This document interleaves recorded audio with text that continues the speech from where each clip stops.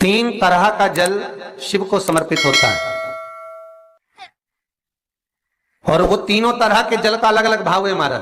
पहला जल सादा, घर से पानी लेकर गए, जल लेकर गए, शंकर को चढ़ाया, वो हमने घर का अपना एड्रेस बता दिया, भगवान शिव को जल चढ़ाकर अपने आनंद के लिए शंकर से कुछ प्राप्त कर लिया। दूसरा जल, जल के कलश में थोड़ा सा इत्र डालकर शंकर को जब समर्पित करते हैं तो महाराज घर में अगर कोई व्यक्ति बहुत रोगीला है, बहुत रोगीला, एक शिव महापुराण में, स्कंद पुराण में, नर्मदा पुराण में, भविष्य पुराण में, अग्नि पुराण में, नारद पुराण में, बरहा पुराण में, वामन पुराण में जितनी चीजें लिखी गई है एक एक प्रैक्टिकल कर देखो तो शिव महापुराण, स्कंद पुराण का यह भाव याद करिए कि एक लोटे पानी में इत्र मिलाकर, जल में इत्र मिलाकर, बहुत रोगीला व्यक्ति, बहुत बीमार व्यक्ति है, एक लोटा पानी उसका हाथ का स्पर्श कराकर शंकर को चढ़ाना प्रारंभ कर दीजिए। महाराज केवल 5 या 7 दिन चढ़ाओ और वो 7 दिन के बाद में उस बीमार व्यक्ति का क्रम देखिए कि उसमें कितना आराम लगा है। औषधि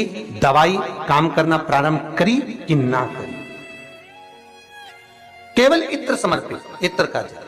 तो पहला जल सादा, दूसरा जल है इत्र का, और महाराज तीसरा जल जो शिव महापुराण के अंतर्गत कहा गया है बेलपत्र का जल।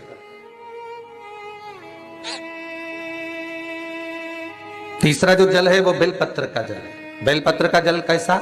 तो महाराज शिव महापुराण की कथा कहती है कि जल के पात्र में एक बेलपत्र अंदर डालकर उस जल के पात्र को ले जाकर शिव को समर्पित करना, अर्थात अपनी मन की कामना भगवान शंकर से कह देना, केवल बेलपत्र के माध्यम। बोलना नहीं है हमको, कुछ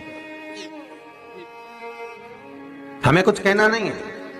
3 तरह का जल का जो व्याख्यान वर्णन किया गया, एक सादा जल जो भगवान को कहा, आपने अपना एड्रेस बता दिया, आपने अपने मन का भाव बता दिया। इत्र का जो जल चढ़ाया गया वो केवल रोग मुक्ति के लिए चढ़ाया गया। और तीसरा बेलपत्र, अगर उस जल में एक बेलपत्र भी पड़ी हुई है और वो बेलपत्र पड़ा हुआ जल आप जिस भाव से चढ़ा रहे हो, जिस कामना से चढ़ा रहे हो, शंकर वो कामना आपकी पूर्ण कर